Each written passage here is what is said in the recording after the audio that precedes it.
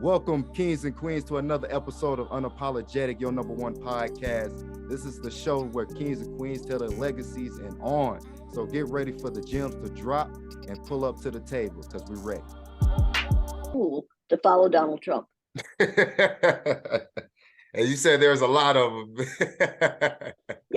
Yes, but what they don't realize is we're on the brink right now of losing our democracy because of him and his followers. If we lose our democracy, we will then go into another war. He believes in making war, and this is what this is all about. You have to realize that a whole lot of pale, stale males are going to be inducted into the military and sent to kill people of color. We've done it before, we'll do it again. And that's what he has in his head. What he has in his head is bad for the United States of America. And if it's bad for the United States of America, it's bad for the world. Dang, that's deep. And how you put it makes so much sense, especially for, me watching the news, reading articles, seeing all the oh my God, his trial cases of 88 different felonies, and it's crazy. Yes, and yesterday in the Supreme Court, when they talked about immunity, presidential immunity, the four sane women, and I'm surprised that Coney Barrett is one of the sane ones, but the four sane women said, if this happens, we could be in a situation, couldn't we be in a situation where he could kill at will? And the five men acted like, well, what's wrong with that? Let me tell you what's wrong with that. We've been through this before. We've gone into wars and sent our beautiful young males to die. And many of them did. It's time to put a stop to that. Donald Trump has never gone to war. He has never been in the military. He doesn't have to. He can send young men, and he will send mostly what we call black men to fight the next war. He has this thing all set up in his head, and he doesn't know what he's doing. He doesn't have the skills to do what he's trying to do. And people have to be aware that they're being led through a really, really ugly hole in the wall. Wow. And you're not going to like what's on the other side of it. I see that myself. And I also seen it in your exercises that I've watched on YouTube and whatnot, the brown eyes and blue eyes exercise. Now I watched it with children when you did it with children, and I also watched it with adults. Now I did my own research to try to compare the two, and it's almost like they're the same. Yeah. Yeah. They're the same. Yeah. The same. And if you hadn't, there's an author who has written several books about the three child, parent, and adults mental stages. And when you start that exercise with adults, you turn them into children. They go into their child ego state almost immediately, because the power structure, the woman who's paid to do this, is standing up there saying those things, and you're paid to be there, so you go along to get along. That's all that makes that's what makes racism work. You go along to get along, even though you know it's wrong.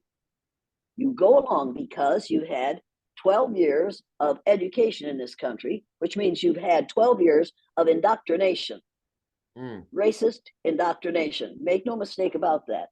When you go to school in the morning and you have to say the Pledge of Allegiance to the flag, Pledge of Allegiance to the flag of the United States of America. When I was a child, until the age of 18, I said the Pledge of Allegiance to the flag without the words "under God" in it. Dwight Eisenhower, Dwight Eisenhower was he was the members of a Catholic servicemen's group, got their congressmen to agree to put the words "under God" into the Pledge of Allegiance to the American flag.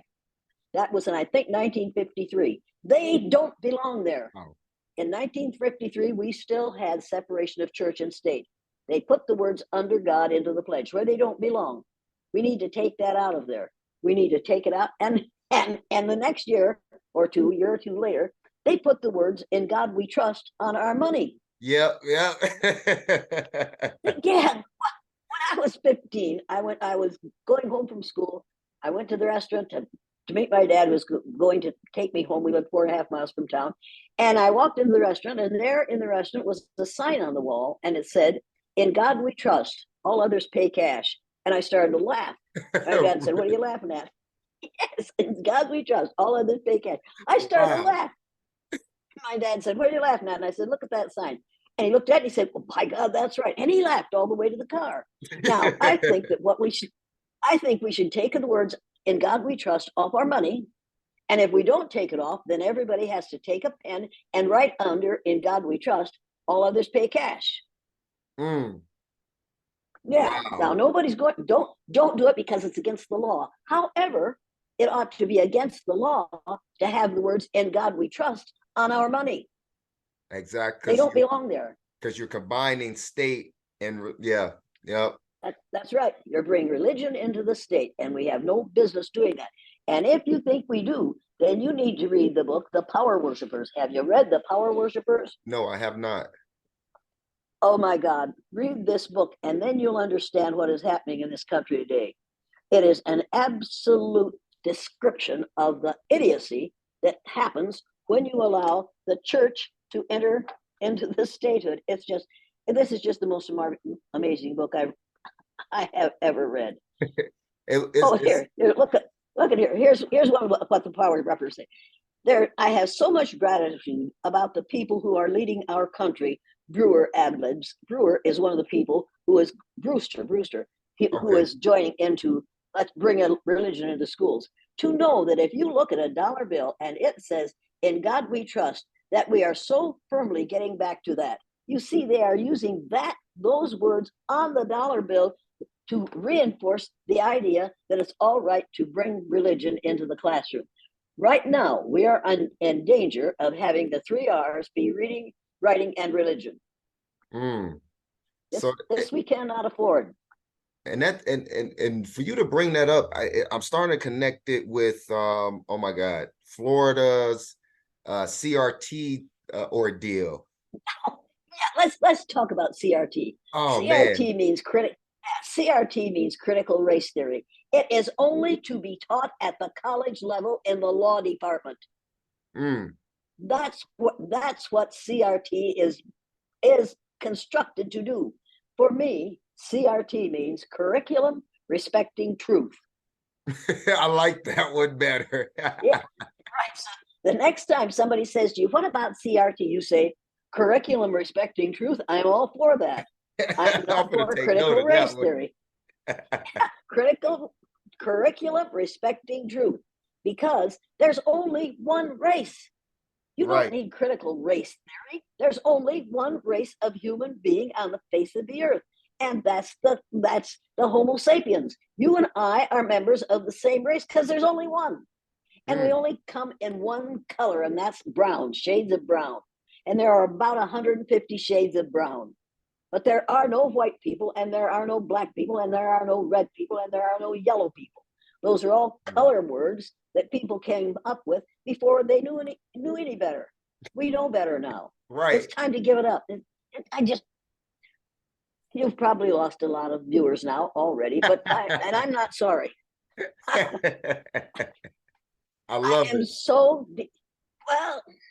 And another thing, in this country, we say love is the most important thing in this country. Let me tell you something. I have asked groups to do this. We're going to start a new group, a new government, a new country. And in Okay. this country, I'm going to guarantee you either love or justice. Okay. Now if I guarantee you love, you might not get justice. If I guarantee you justice, you might not get love. Now Mm. I'm going to let you vote. I'm going to let you vote on whether you get love or justice. Now, which would you rather be guaranteed? Justice. Damn right you would. Yes, you would, and so would Justice. I, and so would any thinking person prefer to be offered justice and Yeah. provided justice and guaranteed justice. If you have a just society, you might end up with a loving society. But if you don't have a just society, you aren't going to end up loving one another. Right, because I see, and you see in history and just nowadays, people get beat and say, "Oh, I love you. This is me loving you," and that's not Yeah, that's not love. My mother used to tattle on us when my dad came in from work. My mother would say something we had done, so he'd line us up. We were stair steps, five of us. He'd line us up, get a switch off the lilac bush, and come in and start switching us. And my mother would say to us, "He's doing this because he loves you." And I'd think, "Could you love us a little less?" I didn't ever say it because I didn't want to get it any worse. But I knew that he was doing it because my mother couldn't control us. Mm, So she made him the evil person. the She didn't disciplinary. have to. Okay. Yeah, that's right. So she made him the power and the thing we should fear. And so for years we did fear him. And then it came to us suddenly that, wait a minute, he wasn't the problem. Our behaviors were the problem, and her responses to them were the problem. And if we had changed our behaviors, she wouldn't have gotten as much attention. Mm. Yeah, yeah. Wow. It's a, this love business is something. If you say you love me, forget about it, because we use love so many ways and to do so many ugly things because we say we love you. Right. We good Christians have killed a lot of people in the name of love. Ooh, that is a powerful statement. Oh my God. Yeah. Look, yeah, you don't want to, yeah, you don't want to practice what that love that's in the Bible too much in the United States of America. It is not going to get you ahead. It No. may make you lose your head, because right now, oh my God, if you think I'm wrong about that, then you have to read this one: White Evangelical Racism. Oh, I think I've heard you state that book in one of the episodes I've Read it. seen. Read That, it. Get oh this book. wow. The woman's name is Anthea Butler, and Okay. she describes exactly what is going on. She's a dark brown woman. She's a melanaceous woman who knows exactly what she's talking about, and it is terrifying when you Hmm. realize she wrote this one, and then this Catherine Stewart wrote The Power Worshippers, and the two of them are just absolutely, they ought to be textbooks in high school classes, because they are the facts that are in them are so amazing and so frightening. Hmm. And that goes with a quote that I've heard you say on NBC News, and you said, "If I was black, they would have killed me a long time ago." Yeah, And yeah, I that, know. Yeah, I know. Yeah, the only thing that keeps me alive, is if they kill me. And when I go on a college campus, when I used to go on a college campus, there are always those three little boys with the red caps on that say "Make America Great Again," yeah, MAGA. yeah, Well, MAGA. that means what it means. MAGA stands for Make Americans Grovel Again. Oh, yeah. Oh, wow. And number one, we ought to stop calling this country America. America is everything from the northernmost point of Canada to the southernmost point of South America. The people who live in all those countries are Americans. We Mm, ought to call this country what it is: the United States of America. And that stands for the 48 contiguous states, Alaska, Hawaii, and the islands off the southeastern coast of the United States. Those constitute the United States of America. And the most important word in that title is united. mm. Donosaurus T. Rump is trying to divide us. And he's people's fears to divide us. And that's how he's gotten where he is. We have to stop calling this America and say, in the United States of America. And if that's too many syllables for you, then you say US, because those two letters, US, spell us. Mm.